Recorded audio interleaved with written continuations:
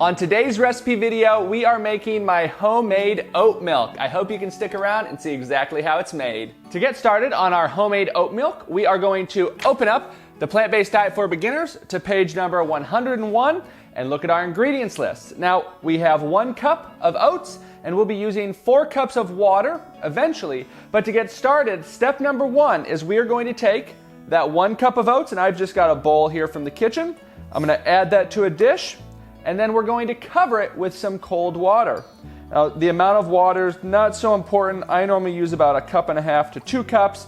And we're just gonna make sure that those oats are covered with cool water, and we're gonna let them soak for 15 minutes. And so in 15 minutes, we'll be back to move on to step number 2.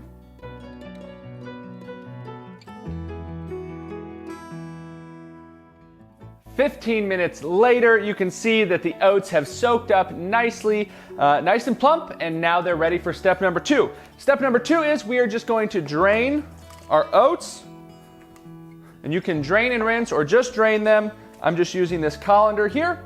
Now we're gonna add them into our blender. You do not have to have a super high-speed blender. This, of course, is a Vitamix, but I've done this many a times with a less powered Ninja blender. Osterizers work really great. So now let's go ahead and add in those soaked oats. And then we have 4 cups of water.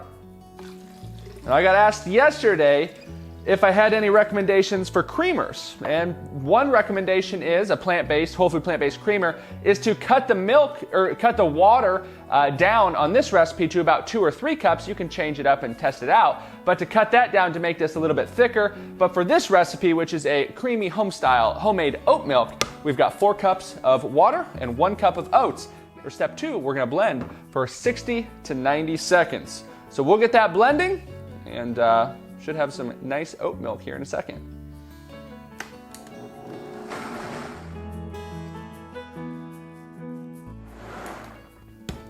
"60 to 90 seconds later, our oat milk is nice and blended. The next step and final step is going to be taking a nut milk bag or a colander and going ahead and straining out the solid pieces or the solid bits in the oat milk. And I'm just using a nut milk bag that I picked up off of Amazon. We're just going to pour that in. This is such a simple recipe. I love how easy and quick it is to make. And here we go. We're going to just pull this up. We're going to squeeze that for a second. And this could be used in some baked goods. You could add that to your oatmeal already. You can use it in a lot of things. And now to store it. To store our oat milk and our cashew milks, Dr. Miller and I really enjoy using these ball or canning jars, these larger ones. I think this one is a 32 ounce and it could be maybe a 16 ounce. But all we do is add it in. And there you go. And from here, we can go ahead and store it in the fridge, close that nice and tightly, sit it in the fridge, and it lasts for, we like to say, 5 to 7 days. And before I pull it out, I will, I'll have it closed, have the lid closed. But once I pull it out, I'll give it a good shake. So this is a wonderful, easy to make option that you can make at home, one that we really, really enjoy. And again, it is from the Plant-Based Diet for Beginners. It's got 75 salt, oil, and sugar-free whole food plant-based recipes. It's got the information in there on what is a plant-based diet, why is it effective for different conditions. It's the handbook I wish I would have had as I was losing 100 pounds, regaining my health, and I was helping my family, friends, loved ones, all helping them adopting a plant-based diet and losing weight. So the book's out now. I've got the link in the post.